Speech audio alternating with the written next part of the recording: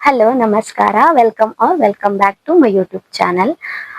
ನಾನು ತುಂಬಾ ದಿನದಿಂದ ಈರುಳ್ಳಿ ಸಿಪ್ಪೆ, ಬೆಳ್ಳುಳ್ಳಿ ಸಿಪ್ಪೆ, ಹಾಗೆ ಬಾಳೆಹಣ್ಣಿನ ಸಿಪ್ಪೆ, ಹಾಗೆ ಡೈಲಿ ಟೀ ಮಾಡಿದಾಗ ಅದರದ್ದು ಪೌಡರ್ ಅದನ್ನೆಲ್ಲ ತೆಗೆದು ಒಣಗಿಸಿಟ್ಟಿದ್ದೆ. ಅದನ್ನ ಇವತ್ತು ಗಿಡಗಳಿಗೆ ಹಾಕ್ತಾ ಇದ್ದೇನೆ. ಆದ್ರೆ ಡೈರೆಕ್ಟ್ ಆಗಿ ಹಾಕ್ತಾ ಇಲ್ಲ. ಆ ಸಿಪ್ಪೆಗಳನ್ನೆಲ್ಲ ಪೌಡರ್ ಮಾಡಿ ಆಮೇಲೆ ಹಾಕ್ತಾ ಇದ್ದೇನೆ. ಅದನ್ನ ಯಾವ ರೀತಿ ಹಾಕ್ತೇನೆ ಅಂತ ತೋರಿಸ್ತೇನೆ. ಈಗ ಇಲ್ಲಿ ನಾನು ಬಿಸಿಲಿಗೆ ಒಣಗ್ಲಿಕ್ಕೆ ಇಟ್ಟಿದ್ದೆ ಬಾಳೆಹಣ್ಣು ಸಿಪ್ಪೆ, ಮತ್ತೆ ಟೀ ಪೌಡರ್, ಕಾಫಿ ಪೌಡರ್ ಕೂಡ ಇದೆ ಇದರಲ್ಲಿ, ನೋಡ್ಬೋದು. ಎಲ್ಲ ಒಣಗಿದೆ. ಹಾಗೆ ಈರುಳ್ಳಿ ಸಿಪ್ಪೆ ಮತ್ತೆ ಬೆಳ್ಳುಳ್ಳಿ ಸಿಪ್ಪೆಯನ್ನ ನಾವು ಗಿಡಗಳಿಗೆ ಹಾಕುವಾಗ ಒಂದು ನೋಡ್ಕೊಳ್ಬೇಕು. ಎಂತ ಅಂದ್ರೆ ಆ ಈರುಳ್ಳಿ ಸಿಪ್ಪೆ ಮತ್ತೆ ಬೆಳ್ಳುಳ್ಳಿ ಸಿಪ್ಪೆಯ ಮೇಲೆ ಬ್ಲ್ಯಾಕ್ ಕಲರ್ ಇರ್ತದೆ, ಅದು ಒಂದು ಫಂಗಸ್. ಸೊ ನಾವ್ ಅದನ್ನ ಗಿಡಕ್ಕೆ ಡೈರೆಕ್ಟ್ ಆಗಿ ಹಾಕೋದ್ರಿಂದ ಗಿಡಗಳಿಗೆ ಕೂಡ ಎಫೆಕ್ಟ್ ಆಗುವ ಚಾನ್ಸಸ್ ಉಂಟು. ಸೊ ಅದನ್ನ ನೋಡ್ಕೊಂಡು ನಾವು ಗಿಡಕ್ಕೆ ಹಾಕ್ಬೇಕು. ಹಾಗೆ ಅದಕ್ಕೆ ನಾನು ಇವತ್ತೆಂತ ಮಾಡ್ತೇನೆ ಅಂತ ತೋರಿಸ್ತೇನೆ. ನಾನೀಗ ಮಿಕ್ಸಿ ಜಾರಲ್ಲಿ ಈ ಬಾಳೆಹಣ್ಣು ಸಿಪ್ಪೆ ಮತ್ತೆ ಟೀ ಪೌಡರ್ ಅನ್ನಾದ್ರೂ ಗ್ರೈಂಡ್ ಮಾಡ್ಕೊಳ್ಬೇಕು ಅಂತೇನಿಲ್ಲ. ಬಾಳೆಹಣ್ಣು ಸಿಪ್ಪೆ ಮತ್ತೆ ಈರುಳ್ಳಿ ಸಿಪ್ಪೆಯನ್ನ ಗ್ರೈಂಡ್ ಮಾಡ್ಕೊಳ್ತಾ ಇದ್ದೇನೆ.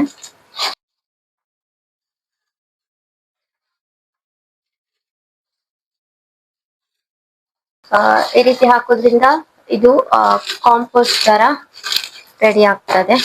ಈಗ ಇಷ್ಟೇ ಸಾಕು.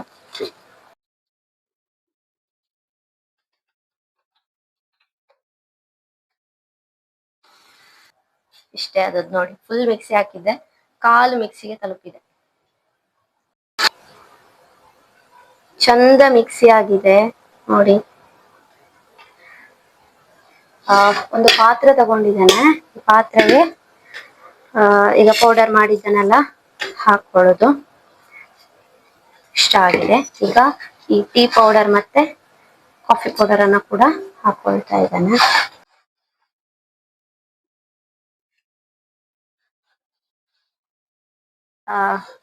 ಇದು ಈರುಳ್ಳಿ ಸಿಪ್ಪೆ. ಇದನ್ನ ಇವಾಗ ಗ್ರೈಂಡ್ ಮಾಡ್ಕೊಳ್ಬೇಕು. ಆ ಮನೆಯಲ್ಲಿ ಯೂಸ್ ಮಾಡಿದ ಈರುಳ್ಳಿ ಅದು ಸಿಪ್ಪೆ ಸ್ವಲ್ಪನೇ ಇತ್ತು. ಹಾಗೆ ಅಂಗಡಿಗೆ ಹೋದಾಗ ಅಲ್ಲಿ ಸಿಪ್ಪೆ ರಾಶಿ ಹಾಕಿದ್ರು. ಹಾಗೆ ಅವ್ರನ್ನ ಕೇಳಿದಾಗ ಅವ್ರು ಕೊಟ್ರು.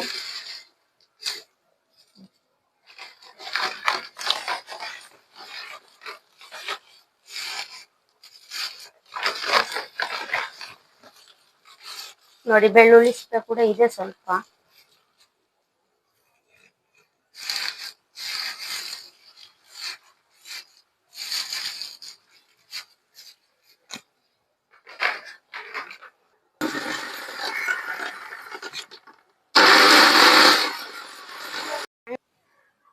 ಈಗ ಮಿಕ್ಸ್ ಮಾಡಿ ಆಗಿದೆ ನೋಡಿ. ತುಂಬಾ ನೈಸ್ ಪೇಸ್ಟ್ ಆಗಿ ಮಾಡಲಿಲ್ಲ, ಸ್ವಲ್ಪ ಕೋರ್ಸ್. ಈಗ ಇದನ್ನ ನಾನು ಈ ಪಾತ್ರೆಗೆ ಹಾಕೊಳ್ತಾ ಇದ್ದೇನೆ.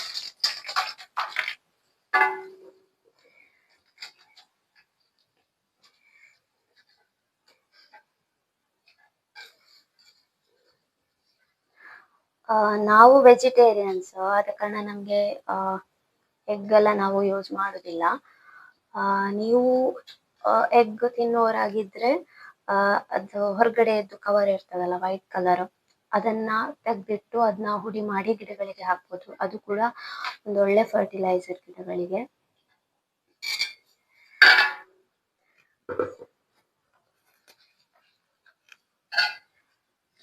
ಈಗ ಈ ಪಾತ್ರೆಯಲ್ಲಿರೋದನ್ನು ಕೂಡ ಇದಕ್ಕೆ ಹಾಕೊಳ್ತಾ ಇದ್ದೇನೆ. ಈ ಸಿಪ್ಪೆಗಳನ್ನೆಲ್ಲ ಕಾಂಪೋಸ್ಟ್ ಕೂಡ ಮಾಡಿ ಹಾಕ್ಬೋದು, ಕಿಚನ್ ವೇಸ್ಟ್ ಕಾಂಪೋಸ್ಟ್ ಅಂತ. ನನಗೆ ಅದು ಮಾಡ್ಲಿಕ್ಕೆ ಅಷ್ಟು ಟೈಮ್ ಇಲ್ಲ. ನೆಕ್ಸ್ಟ್ ನೋಡ್ಬೇಕು. ಆದ್ರೆ ಅದನ್ನ ಒಂದು ಮಾಡ್ಬೇಕು, ಒಂದು ಕಂಪೋಸ್ಟ್ ಮಾಡ್ಬೇಕು ಅಂತ ಉಂಟು. ಈಗ ಈ ಪಾತ್ರೆಯಲ್ಲಿ ಇಷ್ಟು ಏನ್ ಹೇಳುದು, ಇದಕ್ಕೆ ಆರ್ಗ್ಯಾನಿಕ್ ಫರ್ಟಿಲೈಸರ್ ರೆಡಿ ಆಗಿದೆ.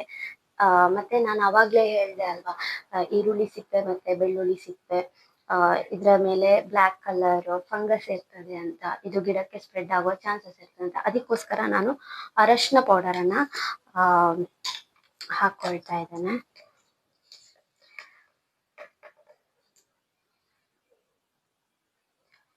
ಈ ಈರುಳ್ಳಿ ಸಿಪ್ಪೆಗಳಲ್ಲಿ ಆ ತರ ಇರ್ಲಿಲ್ಲ, ಆದ್ರೂ ಇರ್ಲಿ ಯಾಕೆ ರಿಸ್ಕ್ ಅಂತ ಅರಶಿನ ಪೌಡರ್ ಅನ್ನ ತಗೊಂಡಿದ್ದೇನೆ.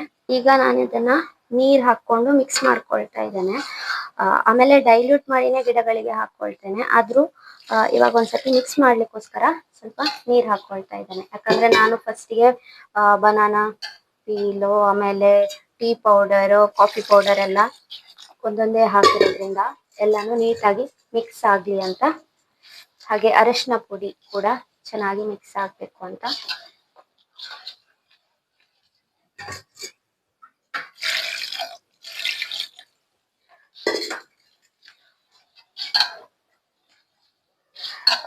ಈ ರೀತಿ ಆರ್ಗ್ಯಾನಿಕ್ ಫರ್ಟಿಲೈಸರ್, ಈ ಈರುಳ್ಳಿ ಸಿಪ್ಪೆ, ಬಾಳೆಹಣ್ಣಿನ ಸಿಪ್ಪೆ, ಇದರಿಂದಲ್ಲ ಗಿಡಗಳಿಗೆ ತುಂಬಾನೇ ಬೆನಿಫಿಟ್ಸ್ ಇದೆ. ಒಂದು ನಿಮ್ಗೆಲ್ಲ ಗೊತ್ತಿರ್ಬೋದು, ಇದರಲ್ಲಿ ನೈಟ್ರೋಜನ್ನು, ಆಮೇಲೆ ಕ್ಯಾಲ್ಸಿಯಮ್ಮು, ಪೊಟ್ಯಾಶೋ ಇದೆಲ್ಲ ಜಾಸ್ತಿ ಇರೋದ್ರಿಂದ ಗಿಡಗಳು ಹೂ ಬಿಡ್ಲಿಕ್ಕೆ, ಹಾಗೆ ತರಕಾರಿ ಗಿಡಗಳಲ್ಲಿ ಕಾಯಿ ಬಿಡ್ಲಿಕ್ಕೆ ಎಲ್ಲ ತುಂಬಾನೇ ಹೆಲ್ಪ್ ಆಗ್ತದೆ. ಆಮೇಲೆ ಈ ಬೆಳ್ಳುಳ್ಳಿ ಸಿಪ್ಪೆ ಮತ್ತೆ ಈರುಳ್ಳಿ ಸಿಪ್ಪೆ ಎಲ್ಲ ಪೆಸ್ಟಿಸೈಡ್ ಆಗಿ ಕೂಡ ಆಕ್ಟ್ ಮಾಡ್ತದೆ. ಅದರಿಂದ ಗಿಡಗಳಿಗೆ ಕೀಟಗಳು ಬರುದು, ಹುಳುಗಳು ಬರುದು ಇದೆಲ್ಲ ಕಡಿಮೆ ಆಗ್ತದೆ. ಓಕೆ, ಸಾಕು. ಈಗ ಎಷ್ಟು ಈ ರೀತಿ ಆಗಿದೆ, ಒಂದ್ಸಲ ಚೆನ್ನಾಗಿ ಹಿಟ್ ಮಾಡಿಕೊಂಡು ಆಮೇಲೆ ಇದನ್ನ ಒಂದು ಬಕೆಟ್ಗೆ ಹಾಕೊಂಡು ಸ್ವಲ್ಪ ಸ್ವಲ್ಪ ಡೈಲ್ಯೂಟ್ ಮಾಡಿಕೊಂಡು, ಯಾವ ಗಿಡಗಳಿಗೆ ಎಷ್ಟು ಕ್ವಾಂಟಿಟಿ ಬೇಕು ಅಂತ ಒಂದು ಅಂದಾಜು ಇರ್ತದಲ್ಲ, ಅದರ ಮೇಲೆ ಆ ಒಂದು ಅಂದಾಜಿಗೆ ತಕ್ಕದಾಗಿ ಗಿಡಗಳಿಗೆ ಹಾಕೊಳ್ತೇನೆ. ಈಗ ನಾನು ಇಷ್ಟು ನೀರು ತಗೊಂಡಿದ್ದೇನೆ ನೋಡಿ, ಅವಾಗಲೇ ಮಾಡಿದಂತಹ ಮಿಕ್ಸು. ಇದನ್ನ ಒಂದ್ಸತಿ ಮಿಕ್ಸ್ ಮಾಡಿಕೊಂಡು ಈ ಬಕೆಟ್ಗೆ ಹಾಕೊಳ್ತಾ ಇದ್ದೇನೆ.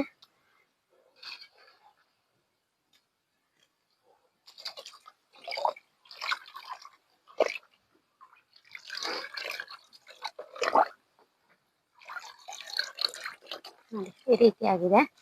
ಈಗ ಇದನ್ನ ಗಿಡಕ್ಕೆ ಹಾಕುವ ಬನ್ನಿ. ಇದು ಪಾಲಕ್ ಗಿಡ. ನೋಡಿ, ಪಾಲಕ್ ಗಿಡ ತುಂಬಾ ಸುಲಭ ಬೆಳಿಲಿಕ್ಕೆ. ನಾನಿದನ್ನ ಒಂದು ಹಳೆ ಬಟ್ಟಿಯಲ್ಲಿ ಹಾಕಿದ್ದೇನೆ.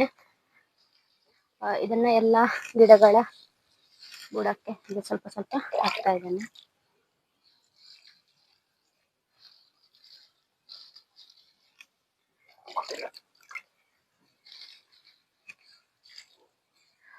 ಪಾಲಕ್ ಗಿಡ ಬೆಳಿಲಿಕ್ಕೆ ಇದ್ರದ್ದು ಸೀಡ್ಸ್ ಅಂಗಡಿಯಲ್ಲಿ ಸಿಗ್ತದೆ, ಅದರಿಂದನೇ ಗಿಡ ಮಾಡುವಂಥದ್ದು. ನಾನು ಇದಕ್ಕೆ ಪಾಟಿ ಮಿಕ್ಸ್ ಆಗಿ ಸುಡು ಮಣ್ಣು, ಆಮೇಲೆ ಸ್ವಲ್ಪ ಮಣ್ಣು ಮತ್ತೆ ಸ್ವಲ್ಪ ಗೊಬ್ಬರ ಹಾಕಿ ಮಿಕ್ಸ್ ಮಾಡಿ ಈ ಬಟ್ಟಿಯಲ್ಲಿ ಹಾಕಿ, ಆಮೇಲೆ ಅದರ ಮೇಲೆ ಪಾಲಕ್ ಗಿಡದ್ದು ಸೀಡ್ಸ್ ಅನ್ನ ಹಾಕಿದ್ದು. ಬೇಗ ಮೊಳಕೆ ಬರ್ತದೆ ಕೂಡ, ಹಾಗೆ ತುಂಬಾ ಚೆನ್ನಾಗಿ ಬೆಳೀತದೆ.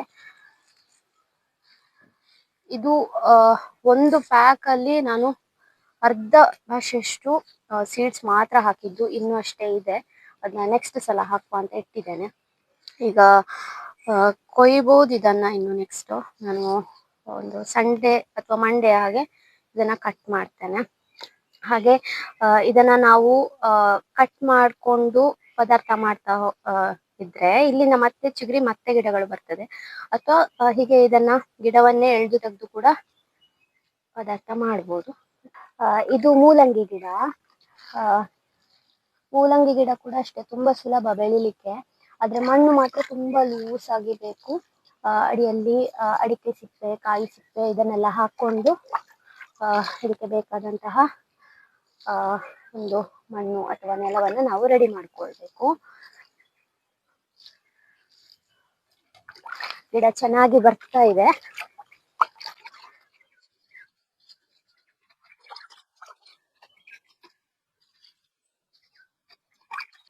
ನಾನು ಲಾಸ್ಟ್ ವಿಡಿಯೋಸ್ ಅಲ್ಲಿ ಹೇಳಿದ್ದೆ, ಮನೆಯ ಈ ಸೈಡ್ ಒಂದು ಕೊಟ್ಟಿಗೆ ಆಗ್ತಾ ಇದೆ ಅಂತ, ಗೋಡನ್ ಆಗ್ತಿದೆ ಅಂತ.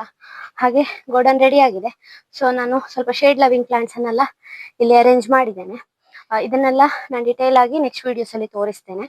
ಹಾಗೆ ಇಲ್ಲಿ ಕೆಲವೊಂದು ಗಿಡಗಳಿಗೆ ಈ ಫರ್ಟಿಲೈಸರ್ ಅನ್ನ ಹಾಕುವ ಅಂತ ಬಂದಿದ್ದೇನೆ. ಇದಕ್ಕೆ ಸ್ವಲ್ಪ ಸ್ವಲ್ಪನೇ ಹಾಕ್ತಿರೋದು, ಯಾಕಂದ್ರೆ ನಾನು ತರಕಾರಿ ಗಿಡಕ್ಕೆ ಇದನ್ನ ಹಾಕ್ತಿದ್ದ ಕಾರಣ ಸ್ವಲ್ಪ ಸ್ಟ್ರಾಂಗ್ ಆಗಿನೇ ತಗೊಂಡಿದ್ದೆ.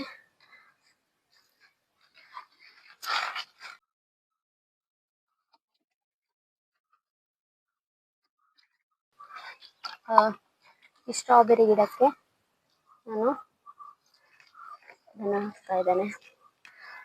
ಈ ಗಿಡವನ್ನ ನಾನು ಮೀಶೋದಿಂದ ಪರ್ಚೇಸ್ ಮಾಡಿದ್ದು ಆಯ್ತಾ. ಸ್ಟ್ರಾಬೆರಿ ಹಣ್ಣು ನಾವು ತಿನ್ನೋದಿರ್ತಲ್ಲ, ಅದರಿಂದ ಕೂಡ ಗಿಡ ಮಾಡ್ಕೊಳ್ಬೋದು, ಬಟ್ ತುಂಬಾ ಟೈಮ್ ತಗೊಳ್ತದೆ. ಈ ರೀತಿಯಲ್ಲಿ ನಾನು ತಿಂಗಳಿಗೆ ಒಂದು ಸಲ ನಮ್ಮ ಮನೆಯಲ್ಲಿರುವ ತರಕಾರಿ ಹೂವಿನ ಗಿಡಗಳಿಗೆ ಈರುಳ್ಳಿ ಬೆಳ್ಳುಳ್ಳಿ ಸಿಪ್ಪೆಯ ಫರ್ಟಿಲೈಸರನ್ನು ಹಾಕ್ತೇನೆ. ನಮ್ಮ ಮನೆಯಲ್ಲಿ ತುಂಬ ಗಿಡಗಳಿರುವುದರಿಂದ ಮನೆಯಲ್ಲಿ ಉಪಯೋಗಿಸಿದಂತಹ ಈರುಳ್ಳಿ ಬೆಳ್ಳುಳ್ಳಿ ಸಿಪ್ಪೆಗಳು ಸಾಕಾಗುವುದಿಲ್ಲ. ತರಕಾರಿ ಅಂಗಡಿಗಳಲ್ಲಿ ಈರುಳ್ಳಿ ಬೆಳ್ಳುಳ್ಳಿಯನ್ನು ಕ್ಲೀನ್ ಮಾಡಿ ಆ ವೇಸ್ಟ್ ಸಿಪ್ಪೆಯನ್ನು ಹೊರಗಡೆ ಇಟ್ಟಿರ್ತಾರೆ.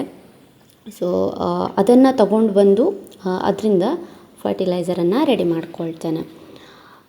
ಈ ವಿಡಿಯೋ ನಿಮಗೆ ಯೂಸ್ ಆಗ್ತದೆ, ಹೆಲ್ಪ್ ಆಗ್ತದೆ ಅಂತ ಅಂದ್ಕೊಳ್ತೇನೆ. ಹಾಗೆ ಈ ವಿಡಿಯೋ ಇಷ್ಟ ಆದರೆ ಒಂದು ಲೈಕ್ ಮಾಡಿ, ಶೇರ್ ಮಾಡಿ.